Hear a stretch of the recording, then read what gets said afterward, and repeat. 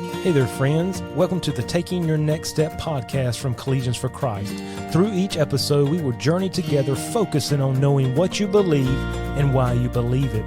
If you are eager, like I am, to strengthen your faith, then take your next step now by joining us in today's episode. What we want to do as we navigate forward on our episodes, over the next 4 weeks, we're going to take questions that students have asked and answer those biblically. We did this in the spring semester, and we've done it periodically over the years. And this spring semester, they gave us many excellent questions, and we just kind of took them in the order that they were asked most frequently. And honestly, with our counseling and everything we do with students, these 4 questions that we're going to look at over the next 4 weeks are questions that come up so very often. The first 2, honestly, we dealt with roughly 6-7 years ago on our podcast, but we'll give it a refresh. We'll look at them from a new perspective and just kind of bring them forth and help us to kind of think through them. The first question is this: why do bad things happen to good people? And that question is asked in various ways. As people experience life, we experience the evils, the heartache, the devastation, sudden loss, tragic death. There's so many different things that go on in life that cause that question to be asked. So as we go to Scripture, where can we go? We're going to go to the book of Job, and that's going to set the stage for us really to kind of see what's going on, because if there's one person that had bad things happen to them that we would say was a good person, Job is the number one candidate. When you read through Job chapter 1 and chapter 2, you see how quick his life transformed. I mean, literally phone call after phone call, his life is flipped upside down. And so we go to Job chapter 1, verse number 13 through 22. We won't read all the verses just for the sake of time, but I'll kind of add in there and summarize them for us. But in verse 13 it says, "And there was a day when his sons," speaking of Job, "and his daughters were eating and drinking wine in the elder brother's house. And there came a messenger unto Job and said, The oxen were plowing and the asses feeding beside them, and the Sabaeans fell upon them and took them away. Yea, they have slain the servants with the edge of the sword, and I only am escaped alone to tell thee." And so here on an ordinary day, Job will receive 4 phone calls that would change his life forever. And I'm sure you've had phone calls or text messages that have come through that have changed your life for the better and or for the worse. The first call here is about this: a notorious gang has robbed Job of half his business and half his wealth, plus murdered many of his employees. And while he's receiving this information and trying to process it, another call beeps in. There is a second call with more bad news. This time, as we go down and read verse 16, "And while he was yet speaking, there came also another and said, The fire of God is fallen from heaven, and hath burned up the sheep and the servants, and consumed them, and I only am escaped alone to tell thee." So here's more bad news. A freak natural disaster like never before has killed and ruined another fourth of his business and wealth, plus killed more employees. So here's 3/4 of his wealth and business has been wiped out. And yet, while he's getting this information, another call beeps in. The third call says this: another armed robbery has happened, and they've made off with the final fourth of Job's business and his wealth, plus murdered another group of his last few of his employees. And as if that was not enough, as if that was not bad enough of a day, he gets a 4th call. And this phone rang with what would be the worst news yet. A terrible storm has come. A possible tornado has hit your oldest son's house. Remember, that's where we started. They're all there together, eating and celebrating.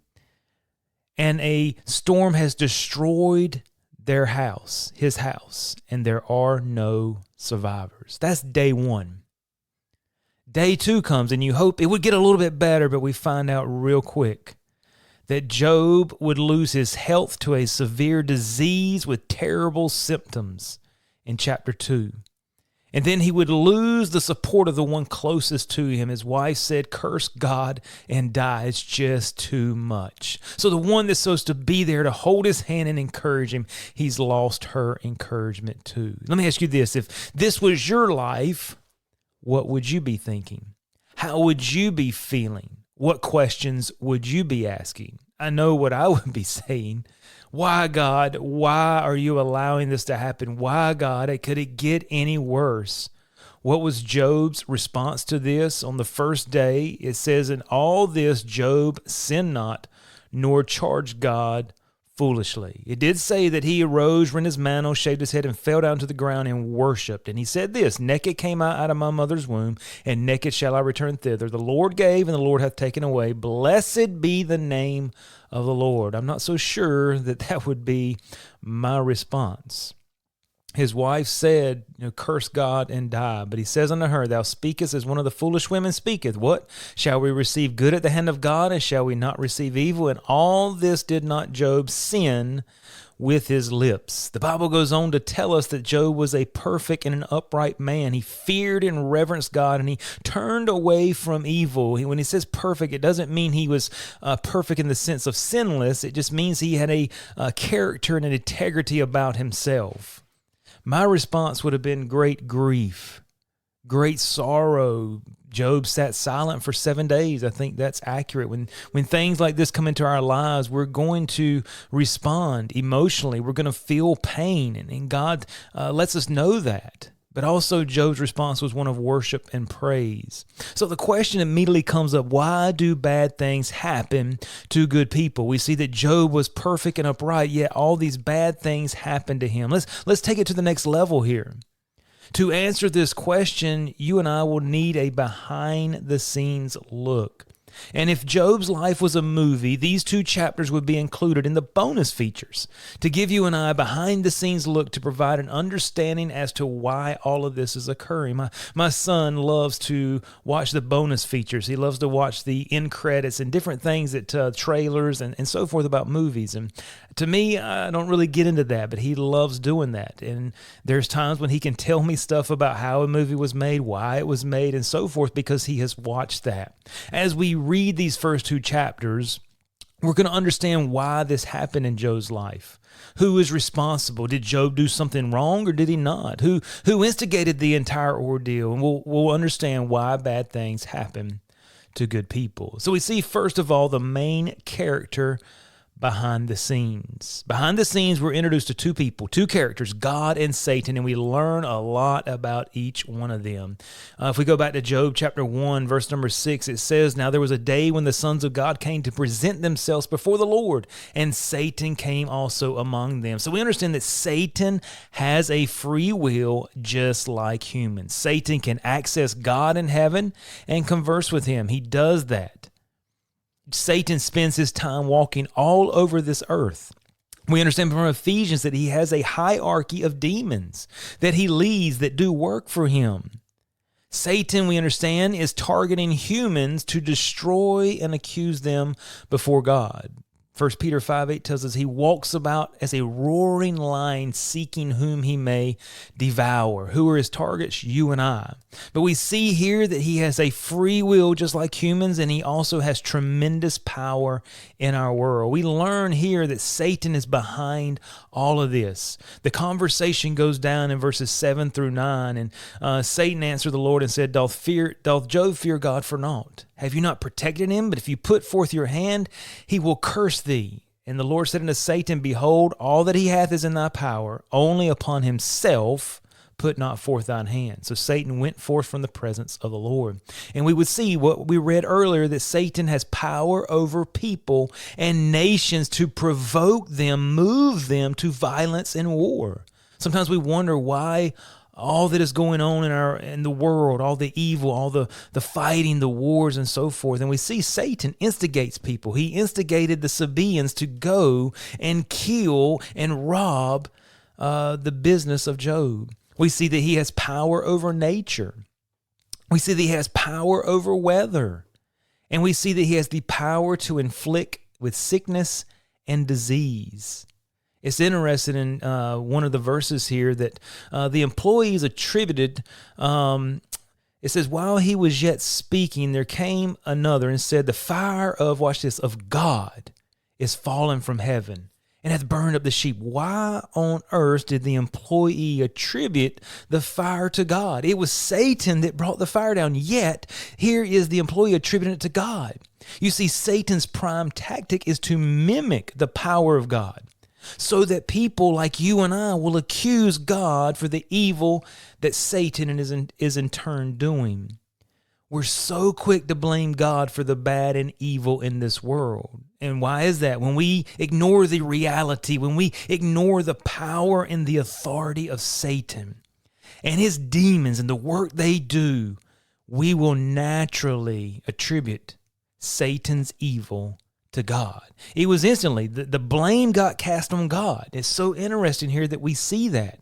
And Satan does that day after day after day, to where you and I would look at why is evil and suffering in our world. We'll look at that next week. So many times we blame God for the evil. Job did not do that. We'll see Job's friends will blame Job for it, but Job did not blame God. You see, we feel sometimes because God permits it, we feel he produces it. Or just because God permits Satan to commit evil does not mean God produces the evil. And we'll look at that in greater detail next week if you want to tune in to really walk down a little bit deeper with that. But we see that Satan has tremendous power in our world, but we also see that Satan's power is limited and restrained by God. Both times God told him, look, go out, do what you want to do, but don't touch him. Second time, go out, do what you're going to do, but don't take his life. So we discover God's sovereignty and absolute control over everything. It's interesting that Almighty is one of the key names used in the book of Job for God. It's used some 31 times, and it references God as this, as the absolute controller of everything. So we understand that nothing can happen in our lives without God allowing it. And sometimes we confuse the sovereignty of God, thinking that God is doing it to us. But you see, here we learn Satan produces the bad things while God only permits them. So after we discover the main characters here, God and Satan, we understand the main cause that is revealed behind the scenes. Number one, it was not because Job was bad. Job's three friends, after he sat silent, began to talk to him. The book of Job from chapter 3 all the way through about chapter 38 is nothing but conversation between Job and his friends. And there's great learning there that it takes time to grieve and to process. And as friends, we learn what not to do from Job's three friends. We sometimes just need to shut up and listen to people, not have a solution and not throw a verse at them. Job had these three friends, and they instantly began to accuse Job. They began to say, this suffering came because you have some secret sin in your life. There's something going on, Job, that you're not being honest about. It said, whoever perished, being innocent. But you see, God found no fault in Job's life to warrant the suffering, but Satan did. You see, God found no fault at all, and he says that, and the Lord said unto Satan, hast thou considered my servant Job, that there is none like him in the earth, a perfect and an upright man, one that feareth God and escheweth evil, and still he holdeth fast his integrity, although thou movest me against him to destroy him, watch this, without cause. So we understand, why do bad things happen to good people? We understand it's not because that good person has done something. It's not because necessarily of sin. The suffering occurred not because Job had done something wrong, but because Satan produced it all. Job is accused of being bought by God. It's interesting. There's just so much we learn in this passage. And Satan answered the Lord and said, does Job fear you for naught? Have you not protected him? If you'll take your hand away, he will curse thee to thy face. And that's what provoked this entire thing. Satan was saying that God used material possessions, material protection, and blessings to buy Job's allegiance, to buy Job's worship. And if God removed these things, then Job would turn on him. And I believe the entire situation stems on this verse. Satan prompts a big question that must be answered in our own lives. Why are godly people godly? essentially this: why do you do what you do? Why do you serve and worship God? Why do you call yourself a Christian? Is it because of you think you can get God to do something for you? If you live a good life, and He's responsible to give you things, do certain things, protect you, to provide for you? The ultimate reality is this: Job was an innocent bystander caught in the middle of a spiritual battle. Jesus himself was an innocent bystander caught in the middle of a spiritual battle. You and I, as believers today, are innocent bystanders caught in the middle of a spiritual battle. Decisions made by Satan, his demons, and other people, and even many times ourselves, are outside of our control. So it was not because Job was bad, but also it was not because Job was good.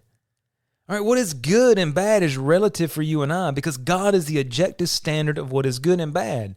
September 11th, unfortunately, some evil occurred when terrorists flew planes into the Twin Towers. They thought they were doing it for good. Hitler thought he was murdering millions of Jews and had other people think they were doing it for good. Just because we think something is good does not mean it is good. And so to ask yourself, are you a good person? I'm sure the majority of everyone listening would say, yes, I'm a good person. I want to be known as a good person. But the question is, what makes me a good person? Is it because I'm better than another? Well, what's that based on? Because I've never murdered someone like Hitler, or I've never been incarcerated? What is it? Because your grades are better than mine? You volunteer, so you're better than another? You're super kind because you go to church and others don't? You see, good and bad is relative. So what makes you a good person? The Bible tells us there's none righteous, no, not one. There's none that doeth good, no, not one. For all have sinned and come short of the glory of God. Job was a morally upstanding guy, but he was not sinless. So to use the question, why do bad things happen to good people, is not a true justifiable question, because no one is good and bad things is relative. It honestly defeats itself. More accurately, we should say it this way: why do bad things happen to sinful people? Is a more accurate way to explain it. And that can be a hard pill to swallow, but even the question itself we have to think about, because we all want to think of ourselves as good people. But that is just not true according to God's objective standard of good. And that's the whole reason for the gospel. That's the whole reason Jesus had to come. But as we consider the question still, why do bad things happen to good people? It wasn't because Job was bad. It wasn't because Job was good. And it was, lastly here, not for Job to understand why. For 37 chapters, God is silent. And we have this conversation going on between Job and his friends. And finally, God speaks. And the explanation to answer this question came in the form of 79 questions. If I could try to summarize those for us, chapter 38 is this: does Job have the power to create? That's what God asked him. Then chapter 39, does Job have the power to care for God's creation? And then chapters 40 through 41, does Job have the power to control God's creation? All these were rhetorical questions that brought Job face to face with God as the absolute perfect sovereign creator of everything, and himself as an imperfect man. What do we learn? No imperfect man or woman has the right to question a perfect God. God never answered Job as to why, yet Job was satisfied. It's very interesting. You see, before, Job had heard of God. And in verse number 5 of chapter 42, he said, I have heard of thee by the hearing of the ear, but now mine eye seeth thee. You see, Job had heard of God before the suffering. But in and through the suffering, he truly experienced God. So Job had heard of him before and had tried to walk with him, but it was through the suffering that he truly experienced God. And the Bible is full of, the details that you and I are going to suffer. and that God works tremendously in and through the suffering to do things in us that he could not do otherwise. So to go back to our question as we finish up here, why? I cannot tell you exactly why, because God never says why. God does give us this book to help us to understand. We'll not always understand why things happen in this life, and they're not because you're bad and they're not because you're good. Many times there's not a rhyme or reason to it, but we do understand that Satan is evil and he's always working. Just as Job was oblivious to what was going on behind the scenes, we too must remember that we're oblivious to what is going on behind the scenes in our own lives. There is so much going on around you right now, spiritually speaking. And some people believe more in the demonic side and demons, but I can tell you I have experienced the oppression I know it's real. And so how can we take our next step? How can we apply what we're learning here? Regardless if Job was good or not, the suffering was awful. There's no way around it. So why? Well, one, bad things are a result of free will. There cannot be an option to choose good without an option to choose bad. If we want free will, unfortunately, bad things are a result. That's why bad things happen. Bad things are a result of sin. Sin produces bad things. Bad things happen to all people, no matter who you are or what you may or may not have done. But God has provided a remedy for the bad things in this world by sending Jesus Christ to be crucified and resurrected to put an end to all the bad and evil in the world. And God has promised believers there will be a day with no more bad things. Remember, God is good, God is love, God is just, God is perfect, God is merciful, and he's gracious. And no matter what happens or what he permits in your life, you have to trust in his character and that he is allowing it for our good. And so why do bad things happen to good people? We don't always know why. But next week, we'll look at the question of how can evil and suffering exist with a loving God? You keep saying God is good, God is love. Well, then how can he allow evil and suffering to exist? Join with us on next week's episode. Thank you for taking the time to listen. If this podcast has been helpful to you, please share it with a friend or subscribe to stay up to date on the latest episodes. You can connect with Collegians for Christ online for more information and resources at cfccampusministry.com.